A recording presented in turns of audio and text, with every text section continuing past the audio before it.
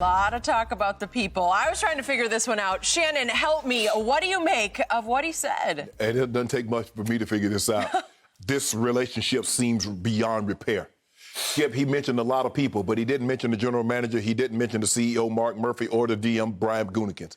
Skip, he said I saw the way this was playing out, but a monkey wrench got thrown into the situation when I won the MVP. He said, I saw what they were doing. Everybody else saw what they were doing. But when I won the MVP, all of a sudden, Skip, he said the philosophy. You know what the philosophy is? Is that y'all don't consult a player of my ilk about some of the things that you're going to do. Now, this was a chain of events that started. I believe the quarterback was maybe the straw that broke the camel's back. But this was a chain of events, a series of a chain of events that started. Alex Van Pelt, his position coach, the quarterback coach, was fired. You mentioned Kumaro. They let him go. Skip, another one of his favorite receivers was Jeff Janis, the guy they called the Hail Mary against the Cardinals. The Jordy Nelson situation. There seems to be a lot of things that no one consulted Aaron Rodgers. And when you're dealing, and look, people, I get it. Aaron Rodgers is the guy. They never consulted Tom Brady. But when you're dealing with guys like Aaron Rodgers, and the more accomplished or acclaimed a player is, especially if he plays that position, you might want to consult with him. Skip, and Mike Holmgren laid it out abundantly clear. He said he would have never got to that. He said, I call Aaron in and says, Aaron, this is the direction that we're going in. And now we might have to address it if he's still upset, but at least I give him the heads up. But listening at him talk, he's very matter of fact. He seems uninterested at any point in time of going back to Green Bay. He seems uninterested of mending any fences with the two guys that are the decision makers, CEO Mark Murphy and GM Brian Gutekunst. So for me, it's abundantly clear how he feels. He's content with moving on. He seems to want to move on. He mentioned 16 years, and he cut it off, Skip. Ain't nothing about moving forward. 17, 18, 16 years. It was great, my 16 years. Mentioned nothing about going on. So for me, it seems that Aaron Rodgers is resigned to the fact that I'm going to be playing elsewhere. And y'all need to become resigned to the fact that I'm going to be going elsewhere. Because I know deep down what you wanted to do. You wanted me to play just one more year, and then because I got no more guaranteed money, you could ceremoniously let me go. But guess what? I won the MVP, and now I control all the cards again. I just don't see how it works, Skip. Aaron Rodgers doesn't seem interested in repairing this relationship. And all that our viewers just heard came from Hall of Famer Shannon Sharpe, who was a Denver Bronco for the most part of his career.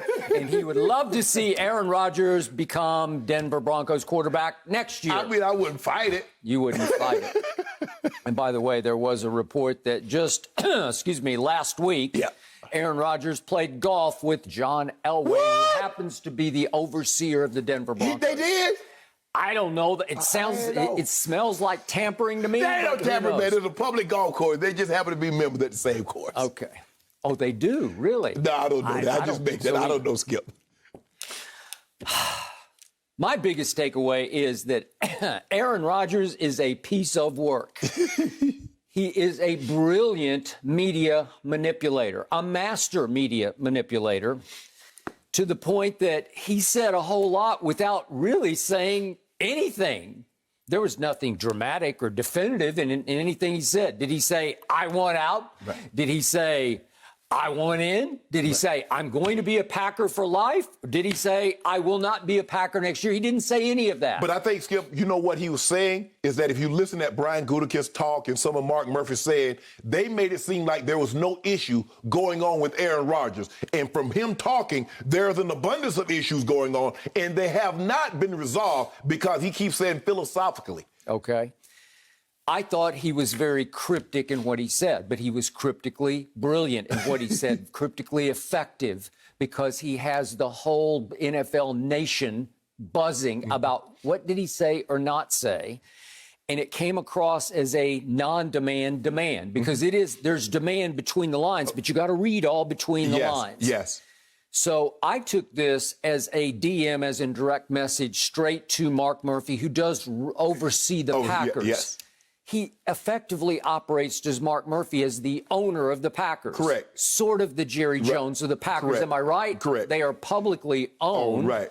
But he is commissioned to be the buck stops on his desk, right? That is correct. So this was a direct message to me, to Mark Murphy, that, hey, I threw a big wrench in your plans. It's called the MVP. And now it's advantage me. Yep. And just as you called me after you hired young Matt LaFleur without consulting me whatsoever, and you told me infamously, as it was reported by Bleacher Report, don't you be the problem. I am now your biggest problem. I am the biggest thorn in your side, and now you are going to have to kneel down in front of me, grovel, and kiss my golden tail, because I am a living legend in Green Bay, Wisconsin, and I want to be treated. He named off he went back to Lombardi. He mentioned Bart Starr. He mentioned Farvey, as he called it. Farvey? It's now come to this. It's Farvey, as in Brett Favre. And he mentioned he called him the Minister of Defense, who is obviously Reggie White. So he says, I belong in that company.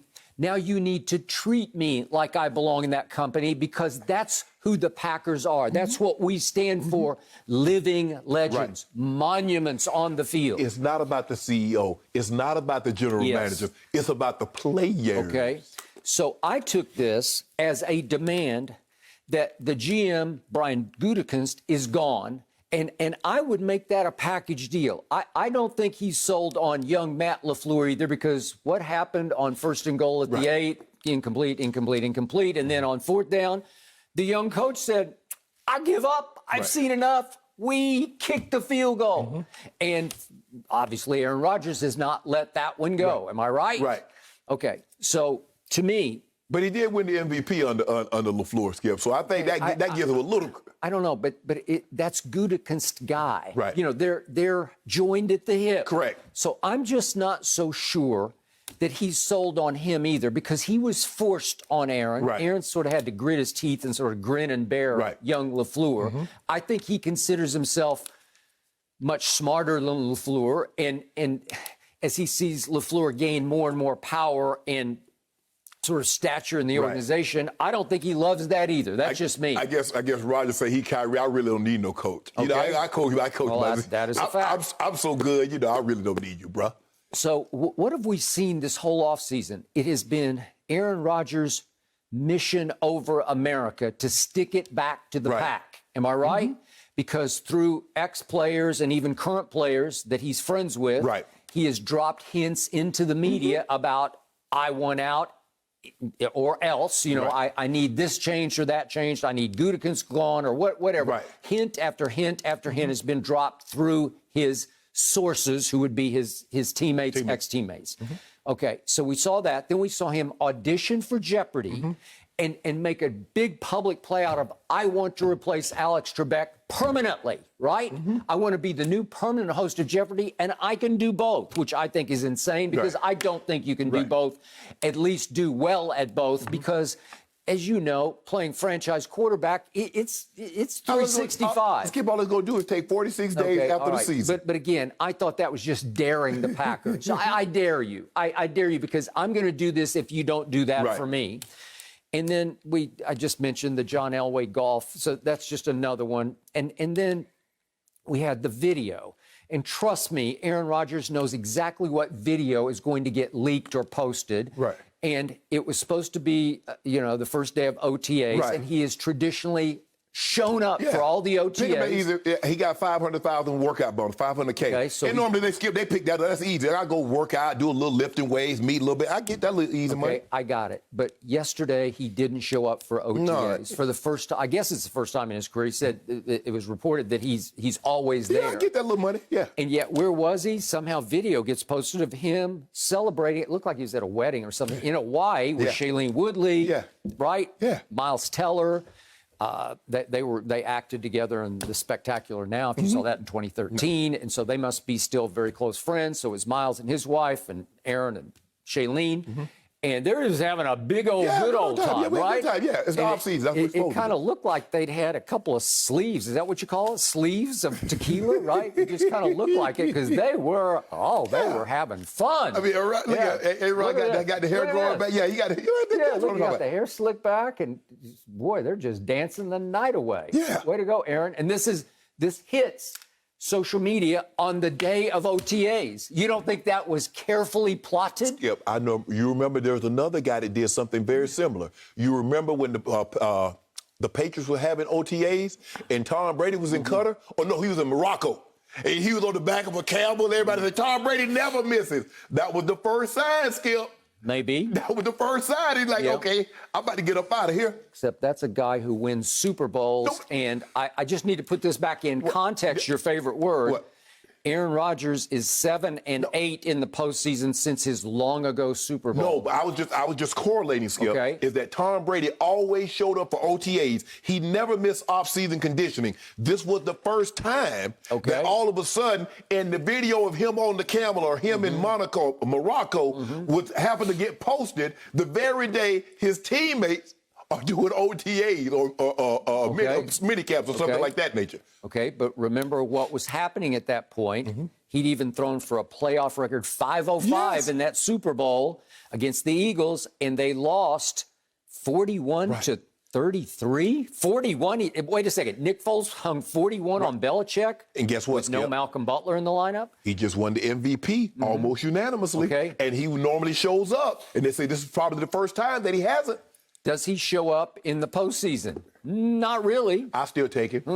Will you? Oh, yeah. Everybody else will think This is the man who is 1-4 now in the NFC Championship games. This is the man who just recently, last I saw in a championship game, had a home one on the frozen tundra at Lambeau Field. And speaking of Tom Brady, he lost to Tom Brady because he stunk up the fourth quarter. Skip, there are not very many teams that wouldn't throw their quarterback overboard to get that guy. There's only a handful of teams that wouldn't do it. He's 37 years of age, and I've been seeing stories lately that maybe his market price that he could bring would not be as high as you think it would be, that teams wouldn't fall all over each other to get him. I mean, at that age, Skip, I mean, the likelihood of you... Now, if you're 25, you talk about a different story, but you talk about a guy 37. So I still believe he'll command a first round, maybe a first and a second round draft pick. Maybe. But the point is, I've told you what I would love to see happen. Again, I've heard that they, through our man Lil Wayne, that they do like Jordan Love. And he said nice things about Jordan Love. He said he's a great kid, right? Well, Skip, I've been hearing like they saying that the kid has a long way to go. Well, you got a long way to go. September ain't that long. It's not that far away. Once upon a time, Aaron Rodgers had a long way to go because it took him 3 years to be ready to replace Favre. Right? Yes. Okay. So it's 1 year of Jordan Love. I don't know. I've never even seen him really play. I've seen the highlights. The man was never active. So how you Skip? You go from not being active one game, not dressing for one game, to all of a sudden you're the starting quarterback of the Green Bay Packers, also known as Title Town. That's where you go. So you feel comfortable with that, Mark Murphy, Brian Gutekunst? Because you brought this on yourself. You see, now all of a sudden, a problem that could have been prevented. Skip, your pipes would have never burst. They tell you when it starts to freeze, you let it drip a little bit. But what do? You turn it completely off and the pipes burst. So now you're trying to clean up a mess that you could have prevented. You could have prevented this. Now sit back and just hope and pray that Aaron Rodgers doesn't leave you high and dry, which he more than 90% probably will, because he does not like the general manager. So for the 4 seasons ahead of last season, Aaron Rodgers' stats fell precipitously. And that was QBR and completion percentage fell each of 4 straight years.